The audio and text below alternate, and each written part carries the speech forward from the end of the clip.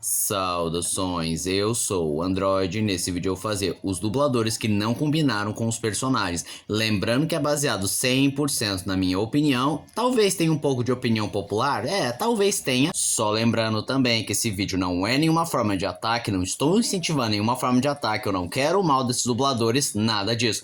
Esse vídeo serve mais para mostrar que apesar de eles serem bastante habilidosos e terem vários anos de experiência, às vezes a voz deles só não combina com o personagem. É igual, por exemplo, um martelo é muito bom para martelar as coisas, mas se você quiser parafusar alguma coisa, aí ele não vai servir. Quer dizer que o martelo é inútil? Nada disso, ele apenas só não cumpre essa função. E depois disso tudo, chega de enrolação e vamos lá. Luiz Sérgio Vieira dublando o Timmy Turner de Padrinhos Mágicos.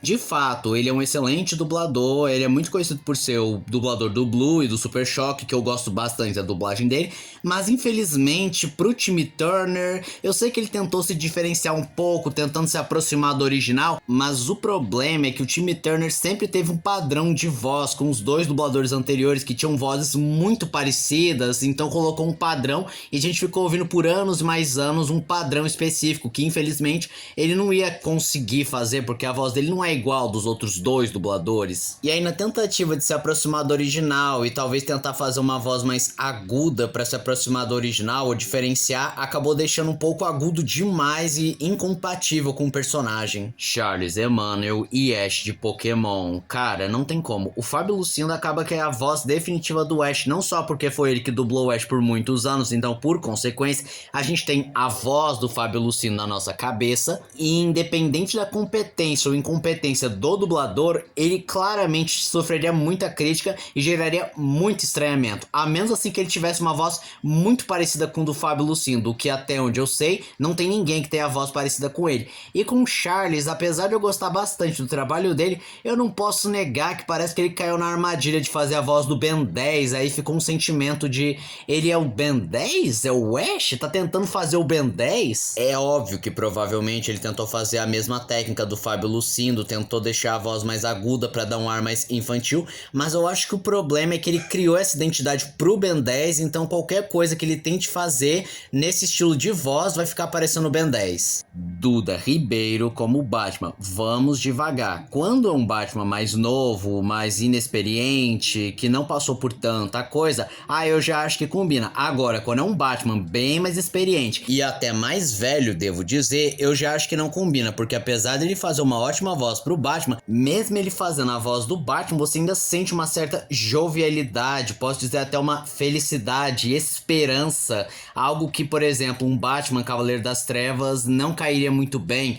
Por isso que eu prefiro bem mais o do Márcio Seixas, que tem uma voz bem de Batman mesmo e que consegue capturar as nuances dele. Outro que vale ser destacado na dublagem do Batman é o Elton Zura, eu acho que é assim que é o sobrenome dele, que fez a voz do Batman lá na trilogia do Nolan, que na minha opinião, a voz dele só serve pro Batman do Christian Bale. Qualquer Batman que não seja o Christian Bale e não faz referência a ele, eu já acho que não combina. Não por uma falta de competência, é só aquela coisa. Um martelo é muito bom para martelar as coisas, mas se você tiver que parafusar, aí ele não serve. Wendel Bezerra e o Pain de Naruto. Esse aqui já deu o que falar, porque todas as pessoas, ou melhor, a maioria dos fãs de Naruto, já criticaram a dublagem do Wendel, falando que a voz dele é muito jovial, muito leve pro Pain, que tem uma voz bem mais grossa, e eles até tentaram justificar, falando, mas é porque é a diferença cultural, e pra gente ficaria muito caricato e não funcionaria, tem a questão da voz dele não condizer com a idade que ele possui, ou qualquer coisa assim do gênero. Eu prefiro não debater a questão da idade da voz, mas agora em relação a diferenças culturais, sim, existem diferenças culturais,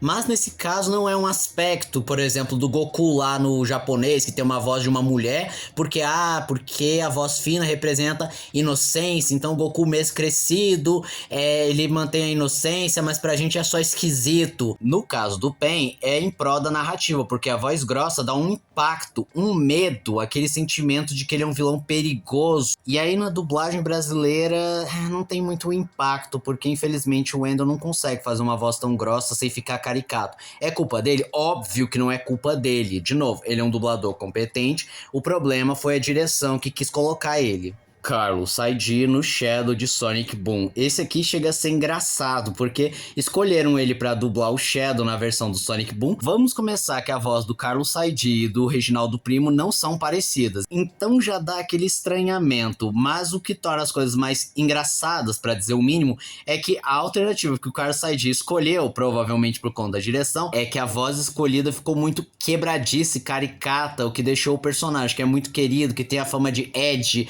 de perigoso, de anti-herói, parecendo um pateta com a voz do Seu Madruga. E essa escolha foi tão mal recebida que trouxeram de volta o Reginaldo Primo. Mark de Lisita no Salsicha do Scooby-Doo. Se eu tiver falado o nome dele errado, me desculpa mesmo, é porque eu realmente tenho dificuldade de falar o nome dele. Bom, é claro que a maioria do elenco de Scooby-Doo foi trocado, com exceção do Fred, que já tinha sido trocado lá no início dos anos 2000. No começo eu até estranhei as vozes da Velma e da Daphne, que, bom, acabaram ficando mais comuns porque as duas dubladoras que substituíram, elas sempre estão em todas as produções recentes porque são bem ativas, mas ok. Agora o que me incomodou mais foi o do Salsicha do Scooby-Doo. O do Salsicha, o Marquês de Lisita, eu acho a voz dele muito de galã pro Salsicha. Eu sei que nas produções mais recentes ele tentou fazer uma voz mais caricata, mais engraçadona, pra ficar parecendo o Salsicha, que tem um viés bem cômico, só que pra mim só fica parecendo o Johnny do Hotel Transilvânia e eu perco completamente a imersão. Também vale citar o Reginaldo Primo, dublando Scooby-Doo, que no começo só fazia uma voz mais comum, depois tentou se aproximar mais lá do Orlando Drummond, só que, claro, ele fazia melhor do que essa imitação patética que eu fiz, mas só parecia que ele tava imitando o Orlando Drummond.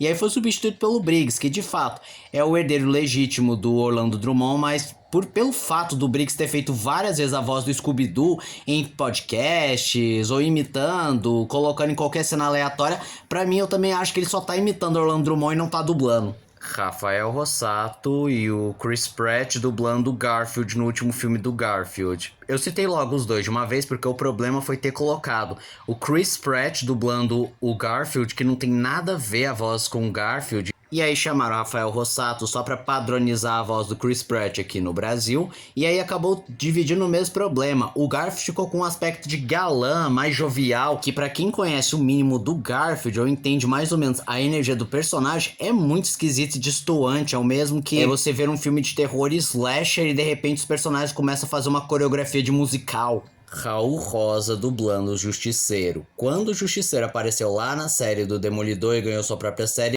ele era dublado pelo Reginaldo Primo, que combinou muito com o personagem. Mas o problema é que a Disney tem uma regra de que um dublador não pode dublar mais de um personagem. E já que ele foi substituído do papel do Loki e agora é só o dublador do Deadpool, ele não poderia dublar o Justiceiro, aí chamaram o Raul Rosa. Que o problema de tudo é que a voz dele não combina com o Justiceiro. Porque você escuta a voz do personagem, você não sente aquela imponência, aquele medo, aquela raiva que ele tem porque mataram a família dele, que ele tá com ódio, que ele quer matar bandido. E em alguns momentos a voz dele parece desanimada, até sem corpo, como se ele não quisesse mais fazer isso, ou a expressão facial do personagem tá explodindo de raiva, tá gritando, mas a voz não sai. Guilherme Briggs dublando Chuck. Isso aqui deve ser uma opinião extremamente impopular, mas eu não gosto do Guilherme Briggs dublando Chuck. Tanto porque o Nelson Machado, pra mim, é a voz definitiva do Chuck, porque captura as nuances do personagem, tanto porque eu acho que a voz do Guilherme Briggs só não combina com o personagem. E trago mais uma vez a alegoria do martelo, que ele é ótimo pra pregar e martelar as coisas, mas ele não serve pra tudo. Por exemplo, parafusar, soldar, pintar uma parede, passar gesso, o martelo não serve pra isso. Então é a mesma coisa. O Guilherme Briggs é um dublador formidável, facilmente o melhor do país, mas até ele está sujeito a ter personagens que só não combinam com a voz dele. E eu acho que outro principal problema que me faz não gostar tanto da voz do Chuck feito por ele é pelo fato dele ser um dublador muito prolífico, que constantemente está fazendo vários trabalhos e, consequentemente, nem sempre você vai poder inventar uma voz pro personagem. Aí você acaba ficando preso a alguns maneirismos ou da sua própria voz. São raros os momentos que você vai criar uma voz completamente diferente. Por causa disso, quando eu escuto a voz dele em algum projeto, acaba com aquele sentimento de superestimar. Tipo, será que o pessoal não tá enchendo demais a bola dele? Será que é tudo isso que as pessoas falam? Porque eu já escutei N projetos que é literalmente a voz dele, sem nenhum maneirismo, sem nenhuma mudança mais aguda, mais grave, sem voz caricata. Júlio Monjardim e o Frangolino. Primeiro de tudo, eu acho louvável que os estúdios de dublagem, o Júlio pra dublar o Frangolino, que era personagem do pai dele, eu acho legal. Mas na prática eu já não acho tão legal, porque a voz dele é muito diferente do pai dele, que além de ter feito um trabalho muito bom, colocou uma meta que muitos outros dubladores que vieram depois dele acabaram seguindo, exceto o filho dele, que literalmente só fala com a voz normal, ao invés de tentar colocar o maneirismo que o pai dele estipulou e os outros dubladores fizeram, que é colocar assim: ei, meu filho, quer dizer, meu filho, pera aí, meu filho, você tem que entender isso direito aqui, compreendeu você? Por conta desse estranhamento, infelizmente o Frangolino é um personagem que eu não gosto de ver hoje. E esse foi o vídeo de hoje. Se você gostou do vídeo, se inscreva no canal, compartilhe o vídeo, comente, dê seu like, dê sugestões de que vídeo vocês querem ver aqui no canal. Também não esqueça de ativar as notificações, encher o de like caso gostem dos meus vídeos. Então, tchau.